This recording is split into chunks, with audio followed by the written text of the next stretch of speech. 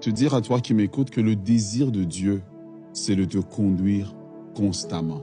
Pas de te conduire de temps en temps, mais de te conduire constamment. Une des façons dont nous devenons un chrétien qui porte de fruits, un chrétien qui va loin, c'est quand Dieu nous conduit constamment. La deuxième des choses, Dieu n'aimerait pas conduire simplement un domaine de notre vie. Dieu aimerait conduire tous les domaines de notre vie. Alors, il est important de venir lui soumettre ces domaines-là, soumettre les différents domaines de notre vie, nos pensées, nos finances, notre sexualité, nos affaires, nos études à sa seigneurie. Pourquoi est-ce que c'est important de le faire? Parce que Ésaïe donne justement les conséquences de ce qui arrive lorsque Dieu conduit son enfant. Numéro 1, Dieu rassasie notre âme.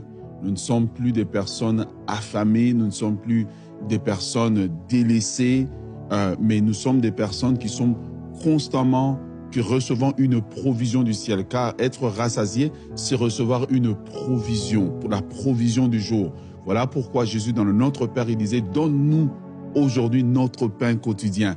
La seule manière dont Dieu peut vraiment le faire, c'est quand on lui laisse le contrôle. Et quelqu'un a besoin de laisser à Dieu le contrôle, même si tu ne vois pas le chemin, cède à Dieu le contrôle. Il connaît la fin d'une chose avant son commencement et il est celui qui appelle à l'existence les choses qui n'existent pas. Numéro 2, ce qui va arriver, il dit, il te redonnera la vigueur. Une des raisons pour lesquelles nous sommes tout le temps fatigués, c'est que nous sommes en train d'avancer avec nos propres forces, avec nos propres efforts. Or, il est écrit dans les livres d'Ésaïe que ceux qui se confient en l'Éternel renouvellent leurs forces.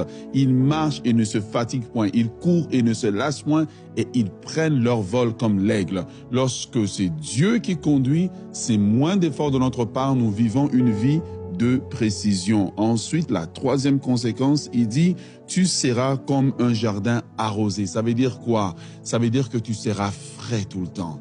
Tu seras tout le temps renouvelé. Tu ne seras pas épuisé dans tes émotions. Tu ne seras pas en train de maugréer tout le temps, en train de te plaindre, parce que Dieu est au contrôle. Dieu est en train de frayer le chemin devant toi. Alors, je ne sais pas qu'est-ce que tu es en train de vivre aujourd'hui, mais j'aimerais t'encourager à inviter Dieu dans tous les domaines de ta vie, à lui céder le contrôle afin qu'il te conduise, pas de temps en temps, mais constamment.